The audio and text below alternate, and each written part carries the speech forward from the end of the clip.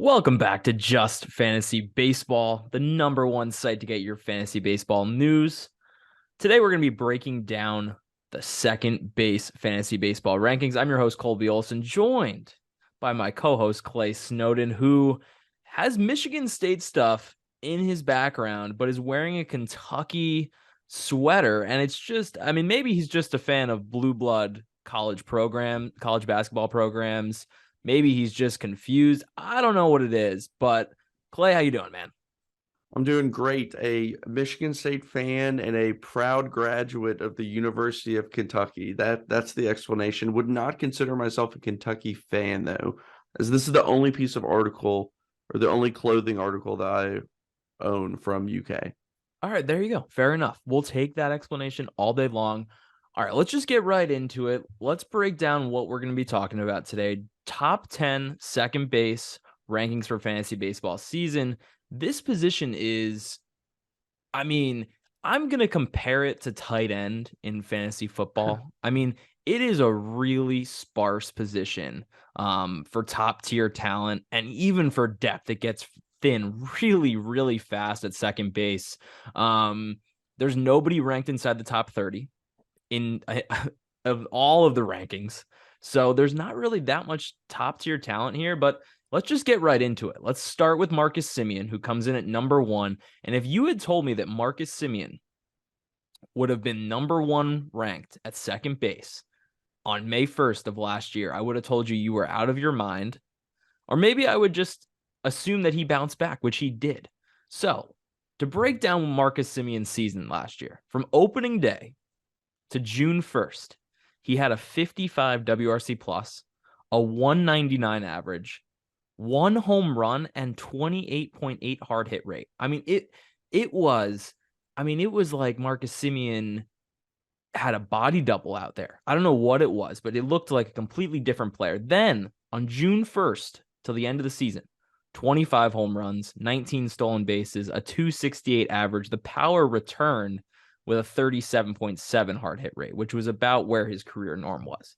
So the guy that was hitting 40 home runs and close to winning MVPs actually kind of returned in the second half, and he finished as a great fantasy option. And now he's going ADP 36. Claire, are you buying what Marcus Simeon is selling coming into this year? I am. And just to give you an idea of how bad his first half was, somebody in my 10-man league actually just dropped him. Like, that's how frustrating of a first half he had. And he started to look great after that. And I was actually on Not Gambling Advice, which we were talking about fantasy baseball last season, and I was bringing up the question, do you drop him? He was really that bad. Yeah, and I do think that he'll be closer to his second half numbers. He's been a really good player, and he had a strange career trajectory from where he kind of started, then up and down, 1-year deals, finally got that long-term deal. Maybe he just needed some time to settle in. I thought that he looked great in the second half.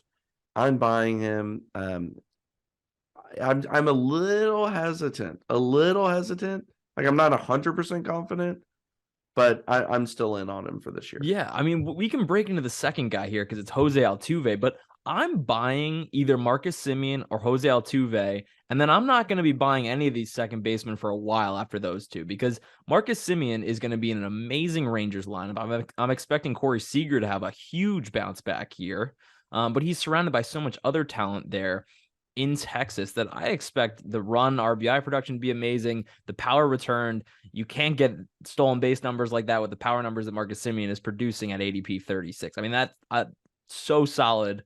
I'm locked in on Marcus Simeon. But Jose Altuve is another guy where I'm in the same boat. He had what was sort of a career year in 2022. He had a 164 WRC plus, which was a career high. He hit 28 home runs, 18 stolen bases, and he hit 300, which he had not done since 2018. I've never been disappointed when I've drafted Jose Altuve. The guy produces year in, year out, and he's also not going as like a top 10 pick. I can't complain about taking Jose Altuve in the 3rd or 4th round. He's the king of pulling fly balls, right? If you go and look at his hard hit rate, it's 27%. The guy does not hit the ball hard, but what he does do is he pulls fly balls. You have a better chance of hitting a home run that way. I don't expect the power numbers to decrease at all. What I am a little nervous about is In 2019, he had 6 stolen bases in 124 games. Then in 2021, he had 5 stolen bases in 146 games. And we were like, okay, well, Jose Altuve is aging. He's past 30. He's going to be 33 this year. Maybe the stolen base numbers are gone. He's still super valuable with the average he provides, the home run, the run production he provides. But then he had 18 stolen bases last year, Clay.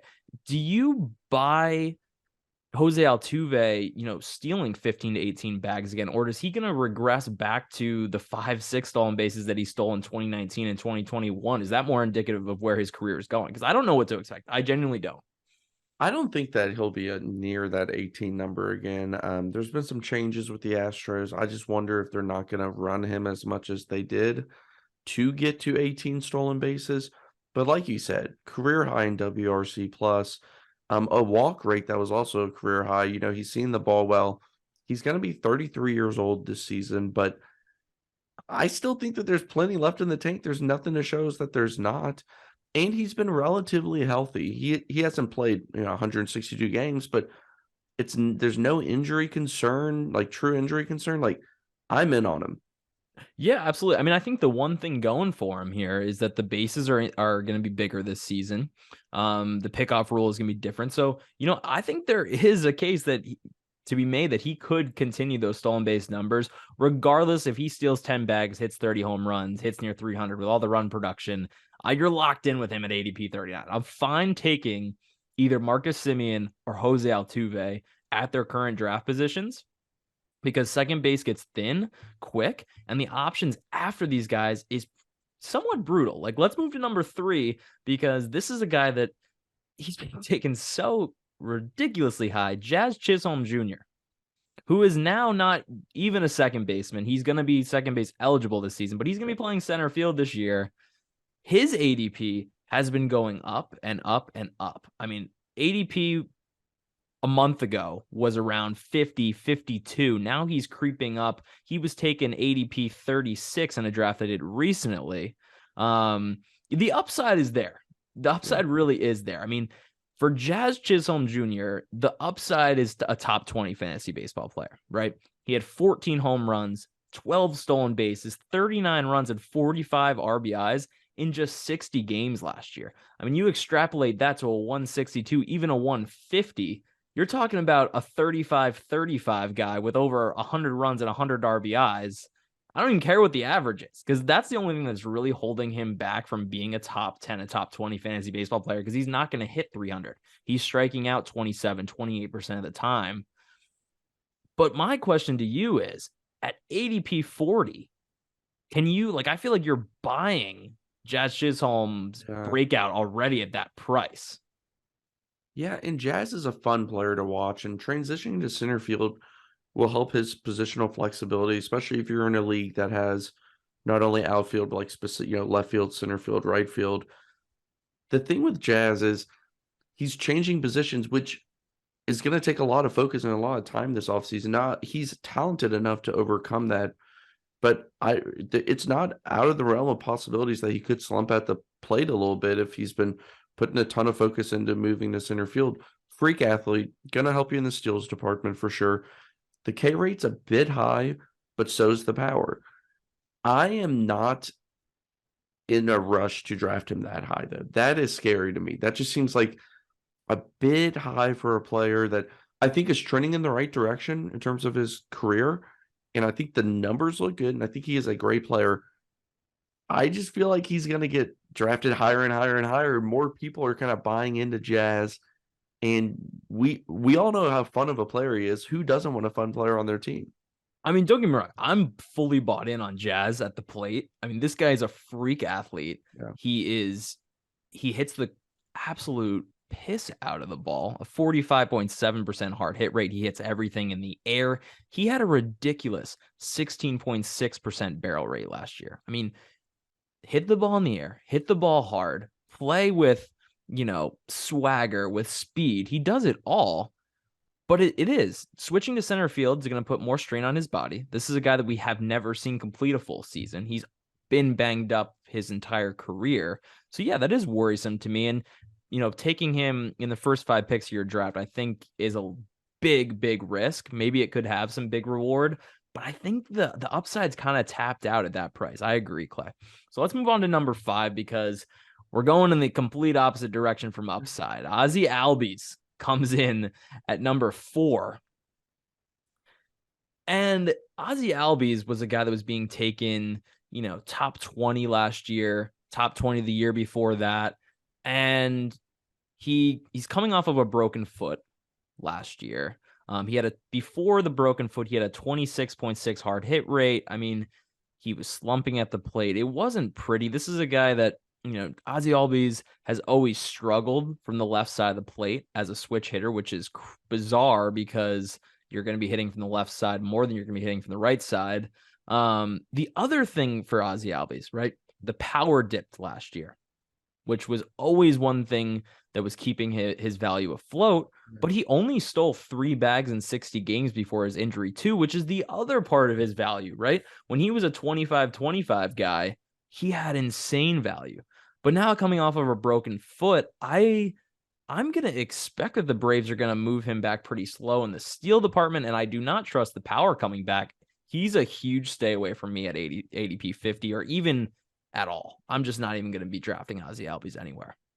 Yeah, and I agree with that too. There's just too many unknowns here, too many up in the airs, and I really don't think he was that fantastic of a player when he was healthy. I mean, he like you said, the power carried a lot. The fact that he could steal 20 bags carried a lot. Who knows if that speed and ability to steal bags is going to come back or not. There's just so much of what could happen, and even the 100% outcome best case scenario is not the most fantastic second baseman on the fantasy market. I mean, it might be. I mean, really, we're talking about, I mean, he still is 26 years old. In his age 24 season, Clay, 30 home runs, 103 runs, 106 RBIs, 20 stolen bases with a 260 average. I mean, that would have finished as a, likely top 10, top 15 fantasy player, but I'm just buying that he's not going to return to that form again. Yeah, and I'd rather have Marcus Simeon than him. I'd rather have Jose Altuve as well. I think both of them will perform better. And pay up 15 places to get your Altuve, get your Simeon over waiting for Ozzie Albies. 100%. That's where I'm at. I think you're at there too. All right, let's move on to number 5. Tommy Edman comes in at number 5 after two really great seasons. In 2021, he hit 11 home runs, 30 stolen bases, and 91 runs. That's what you're getting from Tommy Edman. You're getting a little sprinkle of power, and you're getting runs and stolen bases. Then last year, 13 home runs, 95 runs, and 32 stolen bases, right? Very, very consistent year over year. And I'm not really expecting that to change going into this next year. But my only concern is that Tommy Edman was being drafted later than this last year. And I was a guy that was on Tommy Edman last year because you can't get steal production like that. You can't really get 15 home run, 13 home run power with steal production like that later in a draft. But at ADP 75, it just seems kind of high for Tommy Edman. But I still think he's a good backup plan if you need steals. Like you just kind of disregarded steals for the first 5 rounds and now you're in round, 6, 7, 8, and you need steals. I think Tommy Edman is a fine player, and he's also going to have multi-positional eligibility. Yeah, that's the big thing. I think after his hot start last year, a lot of people were on him in the fantasy world thinking maybe he could continue this, and he did dip a little bit afterwards, and he's not going to bring much power, but like you said, it's steals that you're chasing there, and the Cardinals lineup is getting more and more crowded, and I think he's still going to get everyday at bats, don't get me wrong, but it is possible that if he isn't playing well, that he could lose at bats quicker and be more of a utility role. I don't see that happening, but it's a lot more possible than other clubs. He's not going to lose at bats because he has one of the best gloves in all of the majors, right? They're going to keep him at shortstop. The one concern I do have, though, is that he hit leadoff a lot last year. Yeah. But if his bat's slumping, he was hitting 9th at times. If he's hitting ninth every day, that's really going to cap his run production, his stolen base production even. So that's a big concern for me is if Tommy Edman doesn't have the offensive production, or maybe even if he just keeps the same offensive production, maybe somebody else comes along and bumps his spot, right? Jordan Walker might be coming up this year. Maybe we see Nolan Gorman take a step forward. There's a lot of young players. Lars Nootbaar's another one. There's a lot of young upside bats in this Cardinals system that could bump Tommy Edman down the order. That's probably my only concern. It's a guy that I'm fine taking, but it's not a guy that I'm like, I need him at that price. Right. And that's just how I think I am for a lot of these second basemen. I mean, it's like copy and paste for a lot of these guys. Yeah, it really is. I mean, we'll get to some upside guys later on this list, but number 6 is a guy too, Andres Jimenez, who in his age, what was he last year? 23 years old. He's only 24 years old. It feels like he's been in the league longer because, he's been bouncing around in trades for a long time. He's been in the majors since a 21-year-old with the Mets, but now he's with the Cleveland Guardians, and he had a really, really fantastic year last year. 297 average, 17 home runs, 20 stolen bases, and made an all-star team as a 23-year-old. That's pretty impressive stuff. But this profile has regression written all over it. His WOBA last season, 364. His xWOBA was 326. If you get into the weeds a little bit more, his 297 average looked amazing on the surface, but his expected batting average was 257. His slugging percentage last year, 466, but his expected slugging percentage was 400, backed up by a league average 37.6% hard hit rate. Could he take a step forward as a 24-year-old? Maybe. But really, the data is pointing to him having a regression of these numbers. And I think people are expecting him to put up numbers to what he did last year when he could regress and still put up fine numbers. But ADP 85 for that? You're drafting. None of the upside is there at ADP 85 for Andres Jimenez. Yeah, and this is a position where a lot of people would pretty much do exactly what you said. They'll see the numbers and say, maybe he can take another leap, another movement forward and improve. But I feel the same way that you do. Like, I'm looking at the advanced metrics here and saying, there's no way he's batting 297 next year. There's just absolutely no way.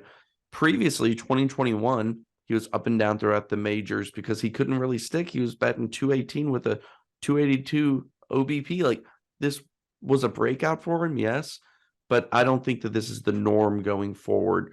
And drafting him that high is just, it sounds a little bit crazy to me because I don't think he's going to bring like some huge upside and power. Like, he'll hit a decent amount of home runs. He's not going to hit 20 home runs again. I mean, I'll bet on that. The power numbers were way over what was expected of him last year. Yeah. But like you said, again, I'd rather wait. I think if your team is weak at second base, but strong everywhere else, like your fantasy team, I think you're doing okay. Like, that's a position that the offensive numbers are not always the best. Like, if I'm not getting one of those top 2 guys that we talked about, I'm totally fine with kind of playing the waiver wire game throughout the season and going that route, or taking a guy with more upside.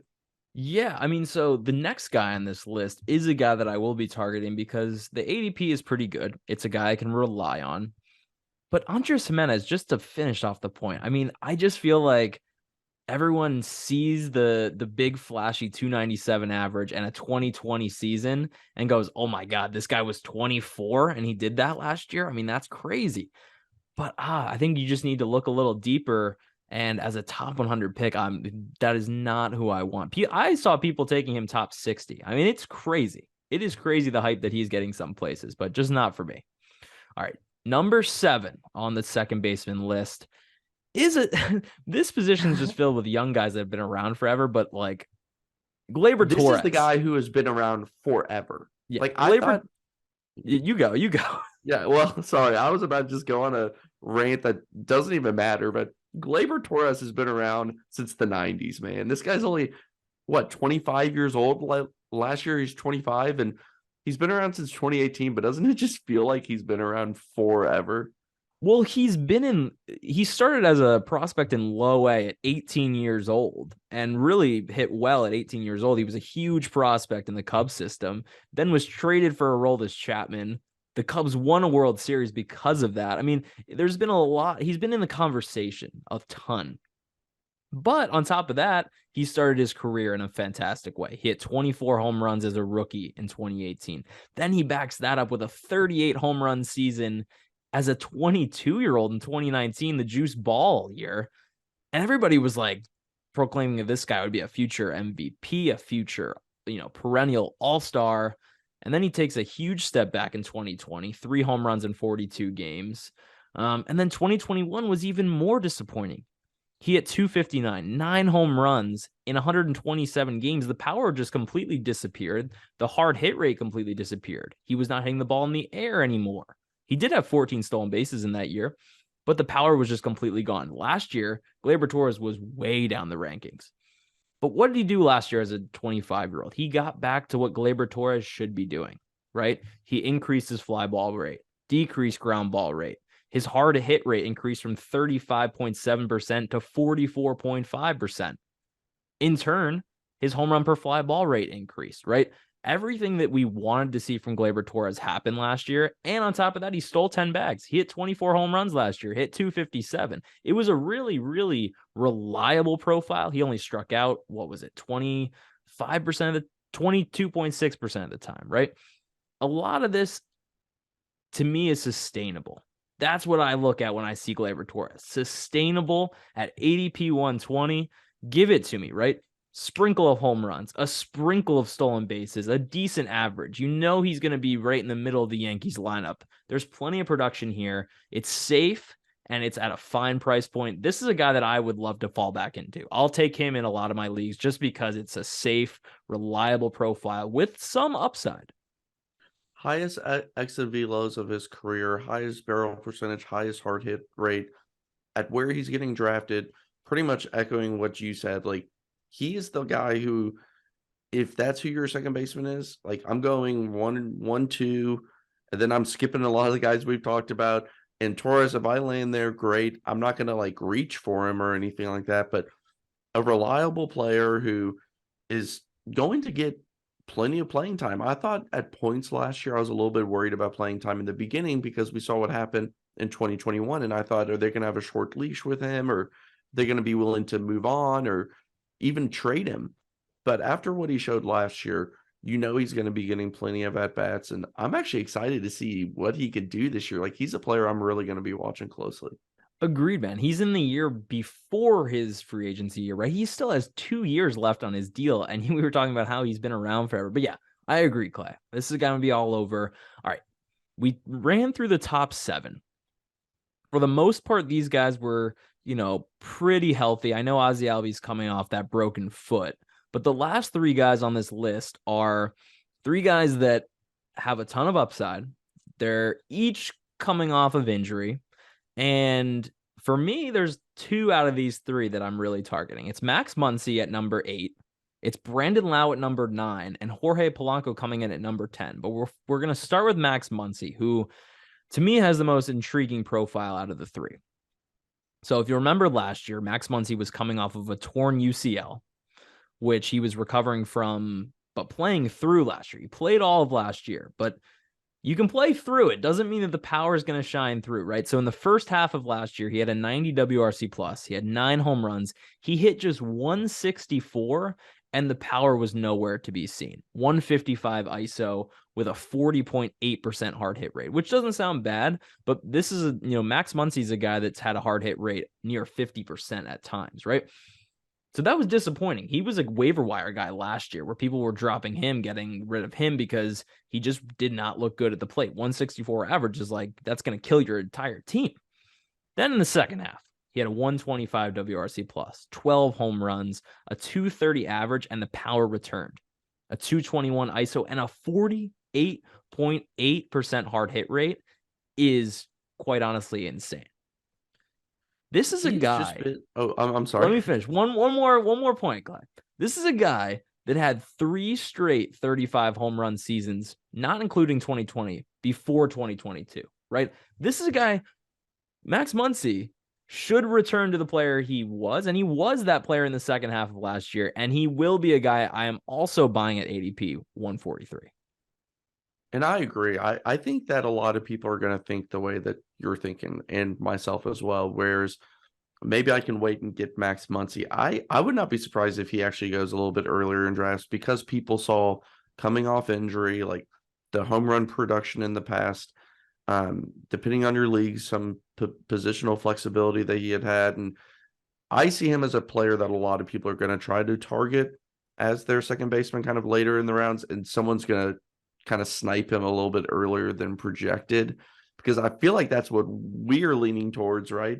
Is, oh, maybe I can get him, and maybe if I take him around earlier than somebody else, but I think everyone's going to be thinking that way. Well, the funny thing is I did a best ball draft on NFC, which is one of the sites where, a lot of fantasy baseball experts do their drafts, right? Very early draft for me, but just kind of get a feel for where everybody's going. And in that draft, Gleyber Torres went 23 picks ahead of ADP to me. Max Muncy went 30 picks ahead of ADP. Jorge Polanco went 37 picks above ADP, and Brandon Lau went 41 picks above ADP. So these are high upside guys that when you're in a league with in-tune players, they're going to know that these guys are being undervalued and to target them early. So that is a great point, Clay. I think with Gleyber, with Max Muncy, with Brandon Lau, with Jorge Polanco, you're going to have to get them above ADP if you really like one of these guys. Do you think Max Muncy bounces back, though? I do. I mean, I don't see any reason for him not to, especially when you just look at the work that he's done in the past, and you can apply. He had a very serious injury, and once he kind of got comfortable and got in his thing, a lot of that was kind of like his spring training, right?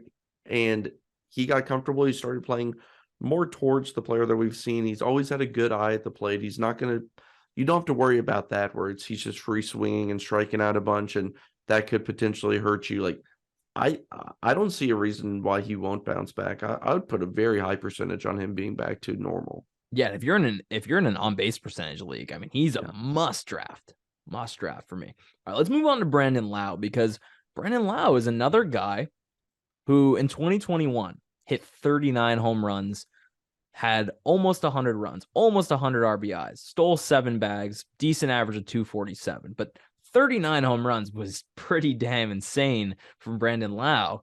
And entering his age 27 season, a lot of people had high hopes, as did I. But he was hurt last season. He was dealing with a back injury for most of the season, hit only 8 home runs last year. The power was, way, way down last year. Just was a shell of himself, and that's what back injuries can do to people. But now his ADP is at 167. There's a ton of upside in Brandon Lau. If you believe that Brandon Lau comes back healthy, I see no reason why this can't be a good high upside draft pick in the middle of your draft, right? If you're looking for somebody with upside, he's the man. Yeah, and like you said, the power was way down in a smaller sample size, only 266 plate appearances. The ISO is 162 compared to 277 in 2021 and 285 the year before that in the COVID year. A lot of power here, a lot to like too. He walks a lot. Strikeouts were actually better in that small sample size last year, but still probably a 25, 26% type strikeout rate. Another player that I think where he's getting drafted seems fine. Now, what you were saying, where people are reaching for these second basemen that are injured or bounce back candidates or stuff, like that's very real. And he falls into that same category of, I really don't know where he's going to be drafted, because I know that people are going to reach for him and the players we just mentioned. So the draft itself, I don't want people to think they could wait on a lot of these second basemen, because they're seeing the same thing that we're seeing. I mean, just to give you an idea, right? If you go on NFC, the website that I told you about before, where I did that draft, you can see where these guys, this is where I'm getting the ADP data from, but you can see the highest they're being drafted. Brandon Lau has been drafted highest at 76. Jorge Polanco, 74. Max Muncy, 82. So they're being drafted some places as top 100 players. Now, is their ADP, in the middle of that? Because in some leagues, some people do not like them, sure. But I think you're right. I think they're more towards being a top 100 value than they are being a top 200 value. All right, let's finish it off here, Clay. We're getting down to Jorge Polanco, who's coming off of a knee injury. He only played 104 games last year. The power was, decreased last year. 16 home runs, 3 stolen bases. He only hit 235. It was a really down year for him after a 2021 where he hit 33 home runs, stole 11 bags, almost 100 runs, almost 100 RBIs, and hit 270. He was being drafted very, very high last year. But everything on the surface everything down below looks pretty good here, right? A 333 WOBA, but a 358 xWOBA, right? This is still a very talented player. And if he's healthy, that's the big if, because he's still recovering from that knee injury right now. They say he's going to be ready for spring training. But again, I see the upside here. I don't hate taking a guy. I think my point is, if you don't get Jose Altuve or you don't get Marcus Simeon, wait and take Gleyber Torres, wait and take Max Muncy, Brandon Lau, or Jorge Polanco. I like all of them. That's my point. And yeah, it may sound like this podcast is getting redundant because you can apply the same general principle that we're saying about these last few guys to each one of them. And it's exactly what you just said. His numbers look pretty similar in terms of hard hit rate. Was actually up from it was 36% in 2021, 38% 2022. Barrel percentage was the same. Exit velocity was about the same. Like, the numbers are still there that we saw as a great season in 2021.